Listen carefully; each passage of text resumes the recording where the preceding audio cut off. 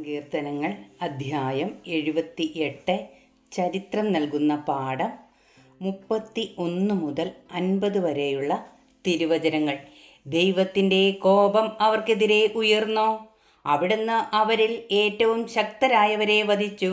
ഇസ്രായേലിലെ യോദ്ധാക്കളെ സംഹരിച്ചു. എന്നിട്ടും അവർ വീണ്ടും പാപം ചെയ്തു. അവിടുന്ന് ചെയ്ത അത്ഭുതങ്ങൾ കണ്ടിട്ടും അവർ വിശ്വസിച്ചില്ല. അതിനാൽ അവിടുന്ന് അവരുടെ നാളുകളെ ഒരു നിശ്വാസം പോലെ അവസാനിപ്പിച്ചു. അവരുടെ സംവത്സരങ്ങൾ ഭീതിയിൽ ആണ്ടുപോയി. അവിടുന്ന് അവരെ വധിച്ചപ്പോൾ അവർ അവിടുത്തെ തേടി. അവർ അനുതപിച്ചു ദൈവത്തിങ്കലേക്ക് തീവ്രതയോടെ തിരിഞ്ഞു. ദൈവമാണ് തങ്ങളുടെ അത്ഭുതശിലയെന്നും അത്യുന്നതനായ ദൈവമാണ് തങ്ങളെ വീണ്ടെടുക്കുന്നവനെന്നും അവർ അനുസ്മരിച്ചു. എങ്കിലും അവരുടെ സ്തുതി കപടമായിരുന്നു. അവരുടെ നാവിൽ നിന്ന് വന്നത് നുണയായിരുന്നു. അവരുടെ ഹൃദയം അവിടത്തോട് ചേർന്നു നിന്നില്ല. അവിടുത്തെ ഉടമ്പടിയോട് വിശ്വസ്തത പുലർത്തിയില്ല. എങ്കിലും കാരുണ്യവാനായ അവിടുന്ന് അവരുടെ അകൃത്യങ്ങൾ ക്ഷമിച്ചു, അവരെ നശിപ്പിച്ചില്ല. പലപ്പോഴും അവിടുന്ന് കോപമടക്കി തൻ്റെ ക്രോധം ആളിക്കത്താൻ അനുവദിച്ചില്ല. അവർ ജഡം മാത്രമാണെന്നും മടങ്ങിവരാതെ കടന്നു പോകുന്ന കാറ്റാണെന്നും അവിടുന്ന് അനുസ്മരിച്ചു.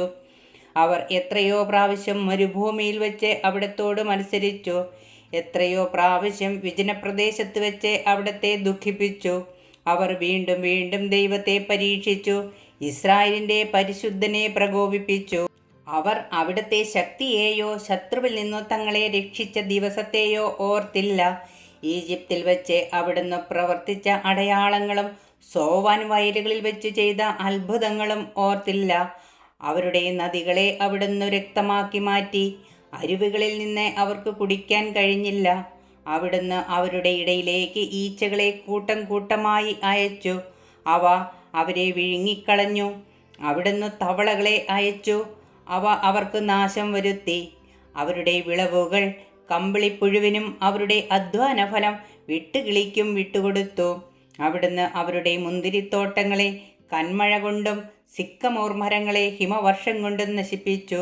അവിടുന്ന് അവരുടെ കന്നുകാലികളെ കന്മഴയ്ക്കും അവരുടെ ആട്ടിൻകൂട്ടങ്ങളെ ഇടിത്തീക്കും ഇരയാക്കി.